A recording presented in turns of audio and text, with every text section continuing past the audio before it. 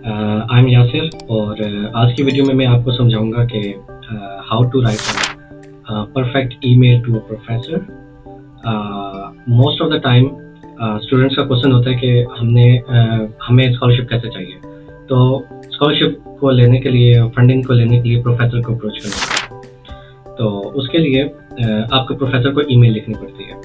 अच्छा, अब ईमेल जो है उसमें कुछ स्टूडेंट्स को प्रॉब्लम आता है कि क्या क्या कंटेंट होना चाहिए ईमेल के अंदर। तो आज मैं उसी को डिस्कस करना चाह रहा हूँ। ये मैंने स्लाइड आप लोगों के लिए बनाई है ताकि इसमें सारा का सारा एक्सप्लेन किया मैंने कि क्या क्या चीज़ें एक परफेक्ट ईमेल में होनी चाहिए।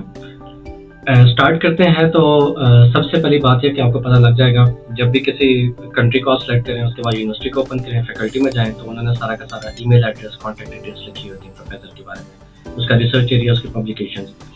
एंड लेट्स सपोज अगर आपको कोई प्रोफेसर का पब्लिकेशन या उसका एरिया ऑफ रिसर्च पसंद आ गया और आप उसके साथ काम करना चाह रहे हैं, तो आपने उसका ईमेल एड्रेस है आपके पास और आपने फिर उसको ईमेल लिखनी है।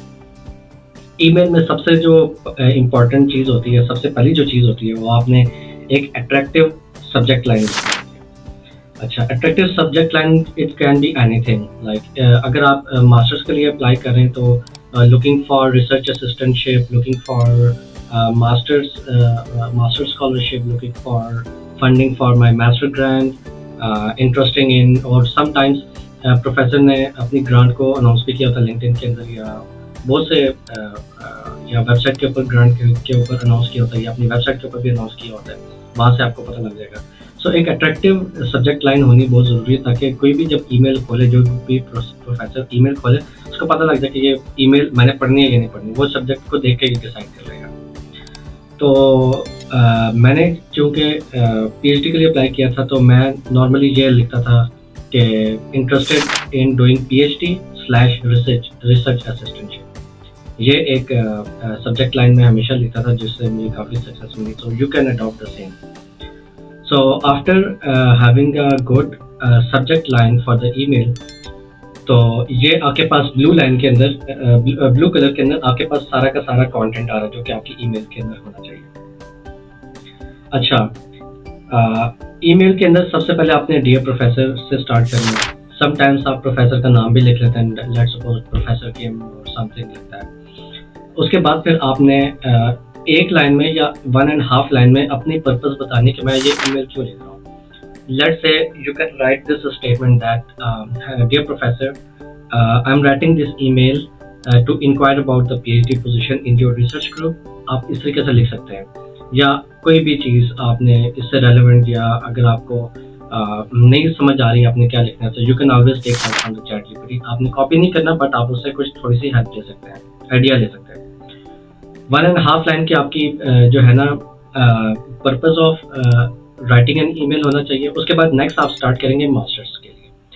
आप ईमेल लिख रहे हैं, अगर PhD के लिए अप्लाई करना चाह रहे हैं तो आप अपना मास्टर का बैकग्राउंड बताएंगे। सबसे पहले आप ये बताएंगे कि आपने मास्टर कहाँ से किया, कौन सी यूनिवर्सिटी से किया, किस फील्ड में किया, मैकेनिकल में किया, इलेक्ट्रिकल में किया, सिविल में किया।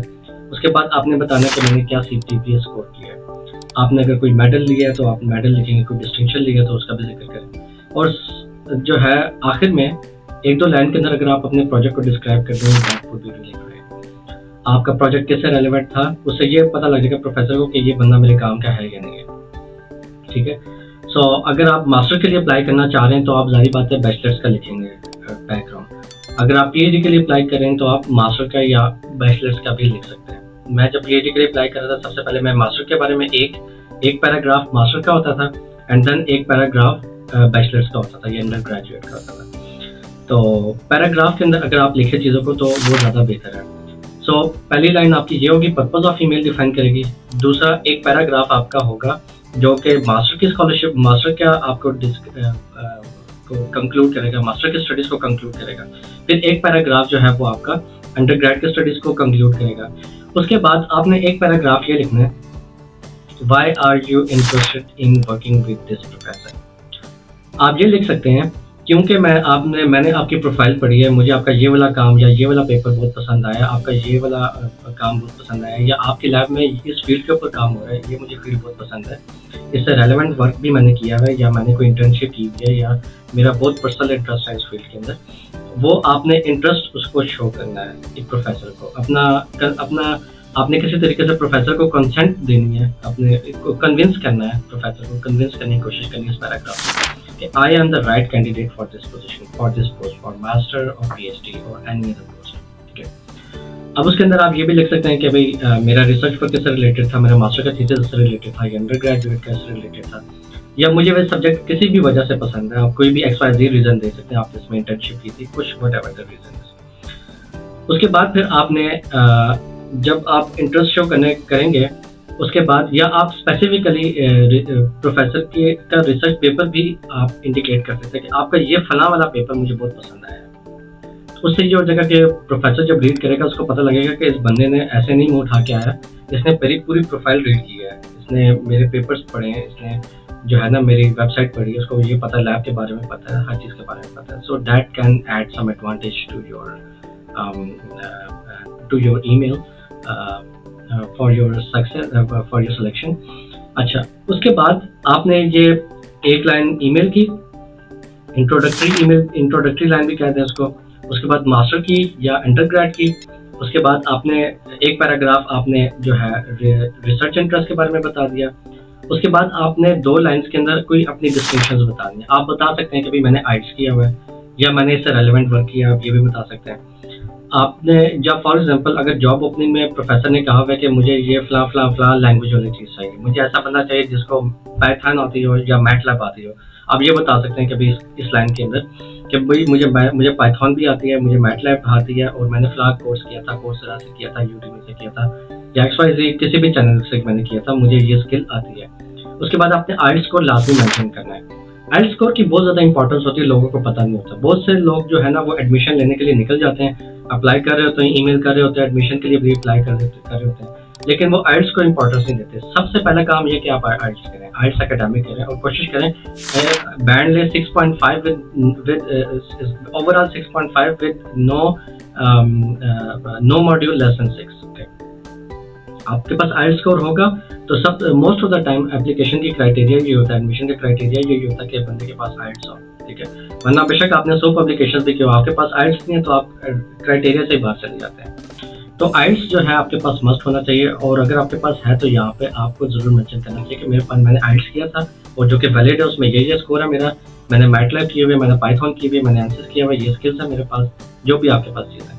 उसके बाद आखिर में आपने एक लाइन लिखनी है, उससे रिक्वेस्ट करनी है कि I am attaching my resume for your kind परusal और समथिंग लाइक दैट आपने, और जो है उससे ये होगा, और फिर अपनी ईमेल को क्लोज कर देना विद थैंक्स एंड रिगार्ड, जो भी आपका नेम है उसके साथ, और नीचे आपने CV अटैच कर देनी है। बहुत से लोग ये मेरा मेथड है ईमेल लिखने का, और you can adopt any other way, लेकिन मैं आपको वही समझाऊंगा जिसको मैं फॉलो करता आ रहा हूँ। एक इंट्रोडक्टरी लाइन, एक पैराग्राफ मास्टर का, एक पैराग्राफ बैचलर्स का, 2 पैराग्राफ हो गए, तीसरे पैराग्राफ में अपने इंटरेस्ट शो करना है, और आखिर में जो है आपने 2 लाइन्स लिखनी है। एक लाइन के बारे में आपने आइल्स के बारे में बताना है, और एक लाइन में आपने अपने उसको रिक्वेस्ट करनी है कि वो आपकी रेज्यूमे या CV देख लें। ठीक है, तो मैक्सिमम आपके 3 आपके पैराग्राफ बनते हैं, और एक स्टार्टिंग इंट्रोडक्टरी लाइन बनती है, ओपनिंग लाइन बनती है, और 2 आपकी क्लोजिंग लाइन्स बनती हैं, और साथ आपने रेज्यूमे अटैच करना है। बहुत से स्टूडेंट्स क्या करते हैं, उनके पास ट्रांसक्रिप्ट भी होती है, FSC की भी होती है, मैट्रिक की भी होती है, बैचलर्स की भी होती है, मास्टर की भी होती है, वो सब कुछ उठा के लगा देते हैं, ईमेल में अटैच कर लेते हैं, रिसर्च प्रपोजल भी उठा के लगा देते हैं। जब प्रोफेसर को इंटरेस्ट ही नहीं है तो वो आपकी चीज़ें क्यों खोलेगा? अगर प्रोफेसर को इंटरेस्ट हुआ आपकी प्रोफाइल में, तो वो आपको रिक्वेस्ट करेगा, आपको ईमेल का रिस्पांस देगा कि ठीक है, मुझे अपनी ट्रांसक्रिप्ट भेजें, अपना आइल्स को रिजल्ट दें, ताकि मैं देखूं कि आपने कौन कौन से कोर्स पढ़े हैं, या जो आपने कोर्स पढ़े हैं वो मेरी फील्ड में आपके लिए हेल्पफुल हो सकते हैं या नहीं हो सकते हैं। तो if you take my advice, I would say only attach resume in the initial email.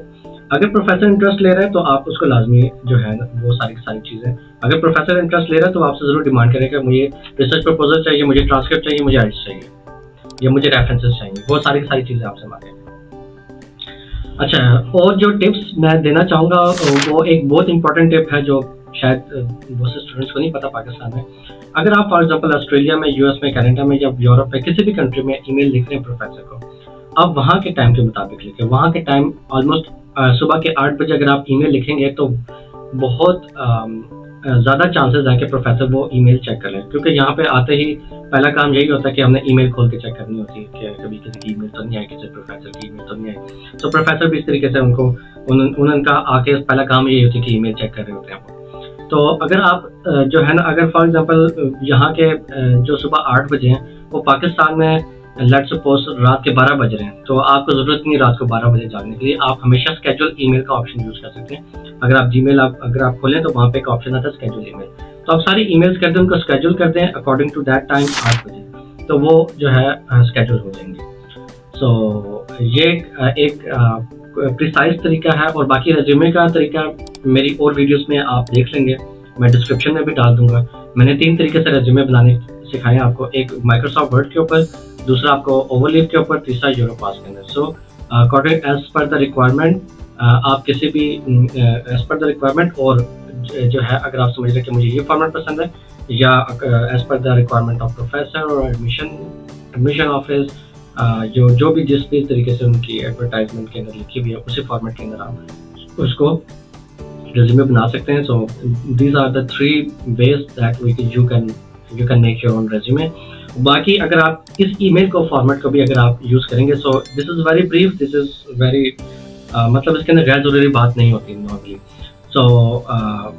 तो अगर आप इस फॉर्मेट को अप्लाई करेंगे तो डेफिनेटली आई होप कि आपको रिस्पॉन्स ज़रूर आएगा प्रोफेसर से। और वन मोर थिंग, अगर आप प्रोफेसर को ईमेल कर लेते हैं और आपको लगता है कि हफ्ता 10 दिन हो गया प्रोफेसर का ईमेल नहीं का रिस्पॉन्स नहीं आ रहा, तो उस